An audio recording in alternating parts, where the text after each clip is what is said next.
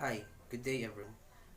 We are group 11 and our group is assigned to discuss about vocabulary development, but we are going to focus on the definition and the elements regarding vocabulary, comprehension, and development vocabulary skills. So I am Berchan again, and I am the first reporter and about vocabulary. Now, let's first define what is vocabulary. Vocabulary refers to the words we know to communicate effectively. In general, vocabulary can be described as oral vocabulary or reading vocabulary. Now, what is oral vocabulary? Oral vocabulary refers to the words we use in speaking or recognize in listening. While reading vocabulary refers to the words we recognize in print. Now, why is vocabulary important? Vocabulary is important because it is a strong predictor of reading comprehension. If children are to understand the text, they must know what most of the words mean there before they can comprehend what they are reading.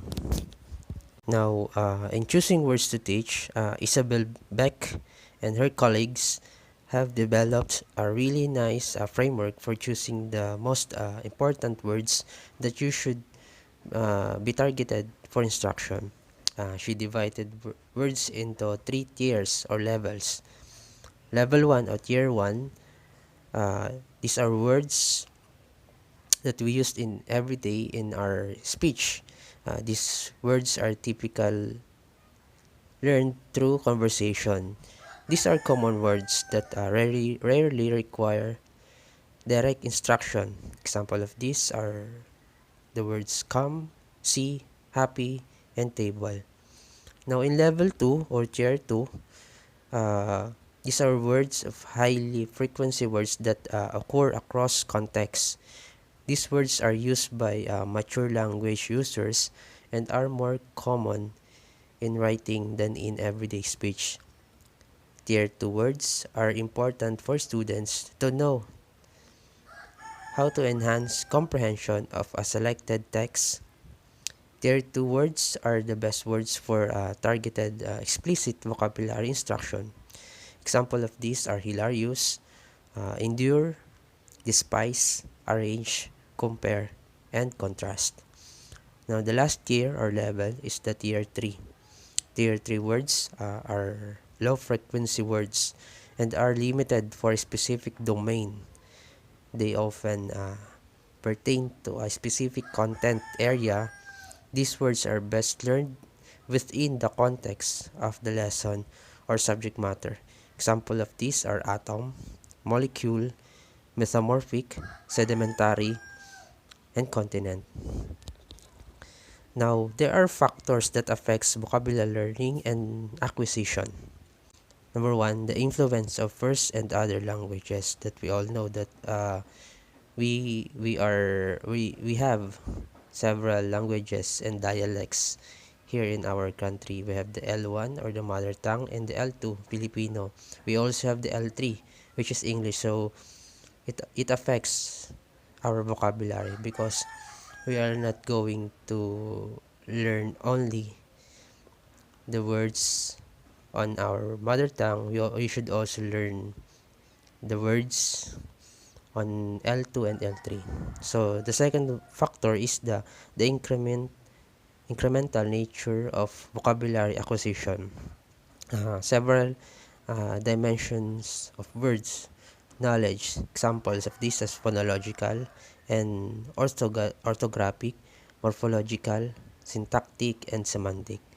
The third factor is the role of memory in vocabulary learning and acquisition. It can be long-term and short-term memory. The third one is the individual learner differences.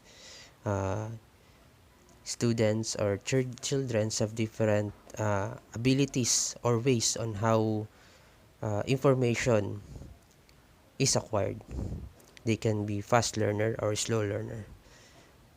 The last factor is the role of the teacher and the vocabulary teaching strategies. Now, there are a lot of strategies, and these strategies are applicable on certain topics or way of giving the lessons. So it is a factor also that affects the vocabulary learning, because there are certain strategies that are not applicable to a specific uh, learning activities or topics. Now, there are also internal factors, but these are not mainly affects, but sometimes it affects the vocabulary learning. The first one is the age, the second one is the personality, third one is the motivation, the third one is the experiences, and the last one is the native language or the dialect that they are using, or the language that the family is using. Now, if you are going to improve your vocabulary, there are 5 ways.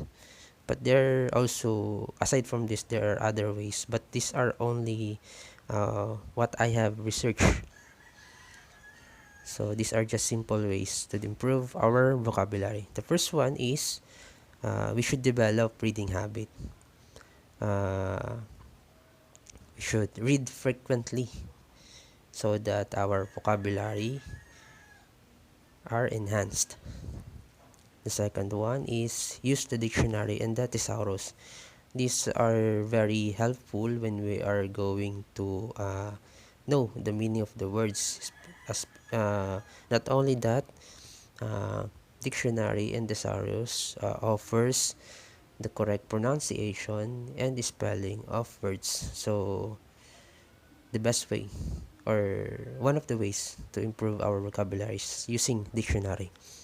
The third one is the play word games. There are a lot of word games that we can use, like crossword puzzle, and the other one is Scrabbles. These are word games that also can enhance our vocabulary, because when we are playing word games, we encounter different words that we are not familiar with. So the fourth one is the use of mnemonics. A mnemonic device is a form of word association that helps you remember words, definition, and proper uses. Now, these are different ways that are clever ways to help us remember words. I remember using my hands in remembering the days within the months. So these are this is an example of mnemonics. Number 5 is practice using new words in conversation.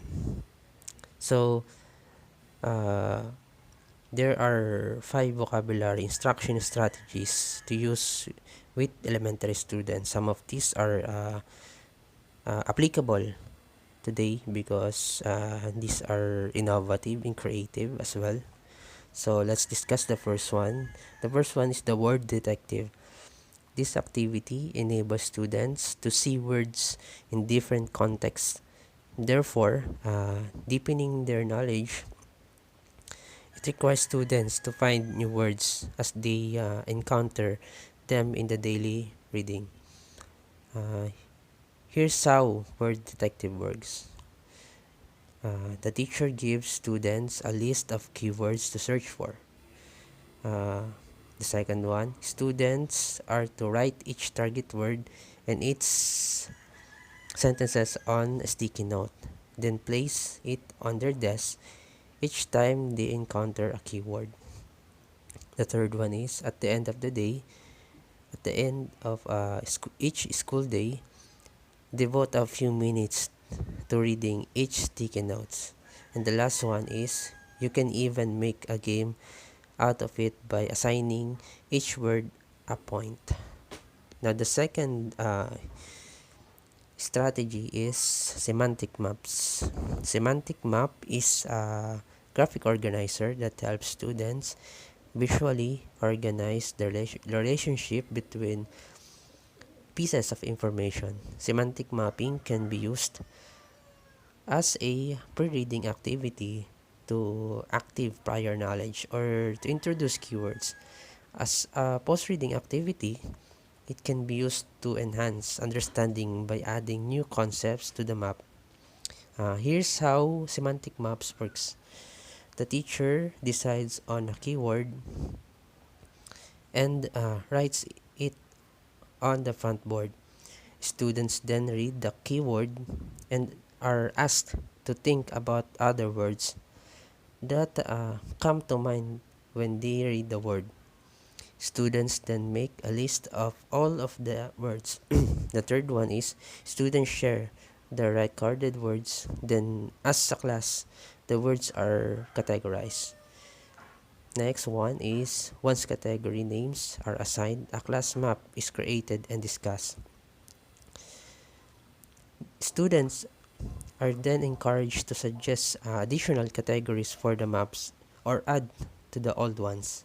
The last one is any new words that are related to the topic are added to the map as students read through the text.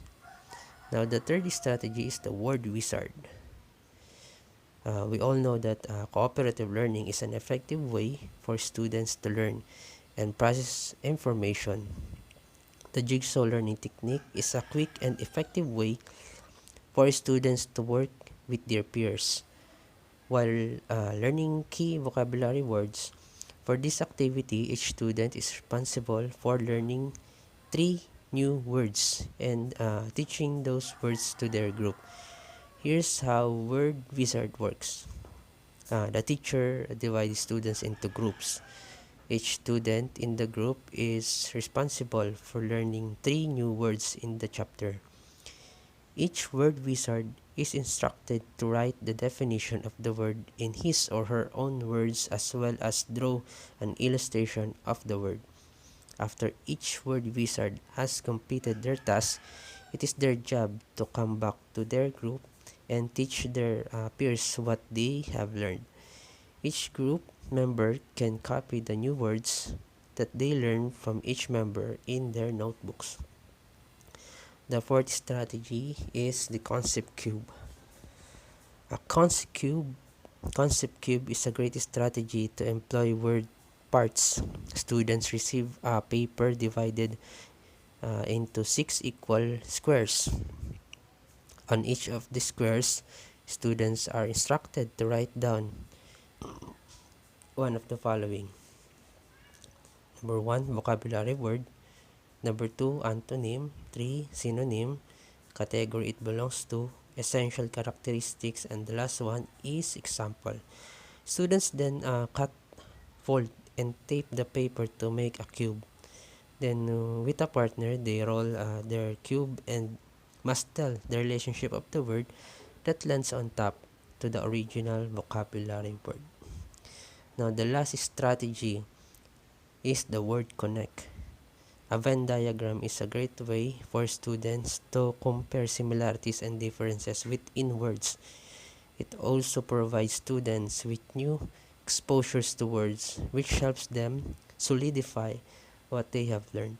For this activity, students are directed to connect two words with our words that are written in the center of a Venn diagram.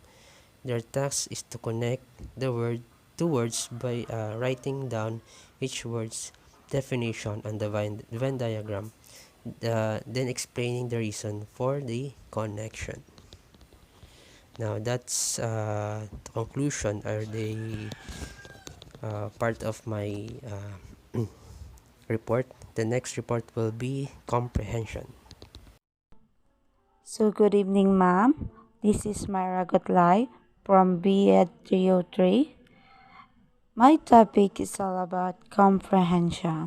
So reading comprehension, it is the ability to process text, understand its meaning, and to integrate what the readers already knows. So here are some steps in developing comprehension. First, read read. So second, make link to the text. So third, try to guess what will happen next. So fourth, visualize. So five, ask question. Six, keep track of the meaning. And seven, summarize. So the first step in developing comprehension. First, read. So reading frequently will help your student learn new words and interpret different meanings. Encourage him to build an ample and wild vocabulary by looking up difficult or unfamiliar words in the dictionary and writing them down. The second step on developing comprehension, make link to the text. So student can make link by relating and comparing the text. He is a reader to something in his own life. Ask him whether the text reminds him of something he has a previous read, seen or heard before. So number three, try to guess what will happen next. So it helps the student because your student can use the information and the text to guess what might happen next. What clue are provided and the next to suggest where the story might go next. The fourth one is visualize. So encourage him to form a vivid mental picture of the things that are being described in the text. What does the picture in his mind from the description and the text? So next, ask question. So help him to ask question about the text and answer them in order to trace out the meaning. Next, keep track of the meaning. So remind your student that it's okay to stop and ask question when he or she unsure of the meaning. So encourage him to slow down and reread difficult passage and ask himself regularly whether the text is making sense. So the last one is summarize. So summarize helps your student to summarize the main points of the text in his own words. What does he think is the main theme or subject matter of the text? So encourage him to tell you about the text and do put the main topic in his own words. Here are some factors affecting comprehension. So number one, background knowledge. So when we say background knowledge, play an essential role in reading comprehension. In an effort to comprehend a text, students rely on their background knowledge to link what they already knows to the text they are reading. So the second one, vocabulary. So vocabulary, whether or not students have mastered vocabulary skills, affect their reading comprehension. Student must be able to comprehend a familiar words in its relationship with others words within a text. So mastering vocabulary includes recognition of the words, part of a speech, definition, useful, text close. The third one is fluency. Fluency, reading it with fluency allows students to retain information with accuracy. So, expression and increased speed. The ability to read fluently developed through reading practices.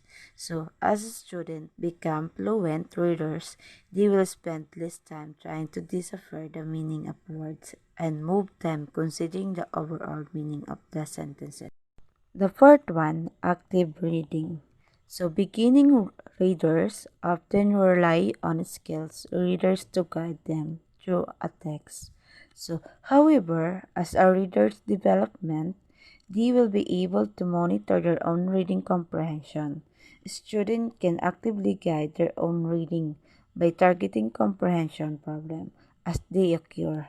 Students can be troubleshoot comprehension problem by recalling what they read, asking themselves questions, or evaluating the text. So the last one, critical thinking. So the student can actively respond to a text more efficiently when they possess critical thinking skills.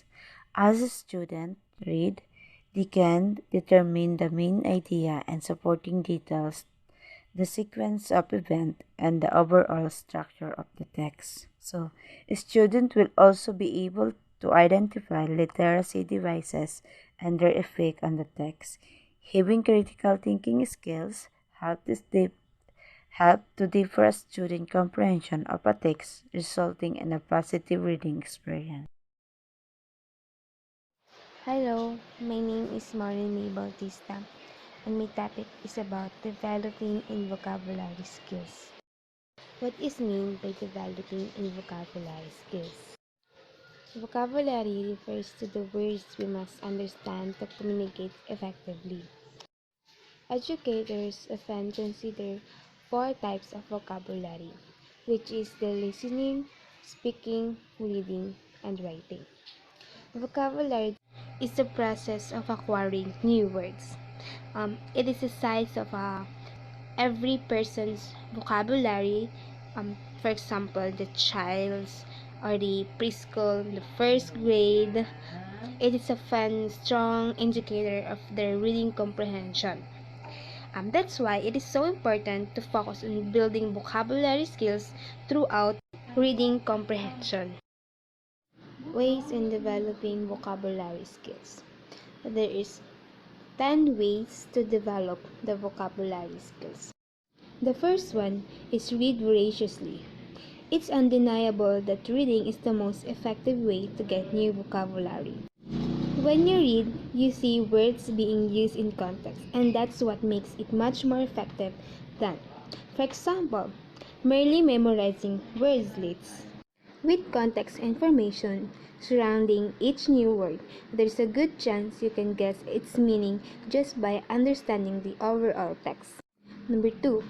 Make friends with dictionary. A dictionary is the first indispensable resource to improve your vocabulary. It's only by looking up a word in a dictionary that you will learn its precise meaning, spelling, alternate definitions, and find additional useful information about it. Thesaurus is also a valuable resource for learning by finding connections between words such as their synonyms and antonyms. Number 3. Use it or lose it. Don't settle after you learn a new word by reading it or looking it up in the dictionary. These are good starts, but it's by using the new words that you truly commit to your long-term memory. Number 4. Learn one new word a day. If you learn just one new word every day, you'll soon notice they add up pretty quickly. Number 5. Understand the true meaning of words. By deeply understanding words, you can make your vocabulary grow exponentially. Instead of just memorizing words, try to really understand them by looking at their etymology, word roots, prefixes, and suffixes. Number 6.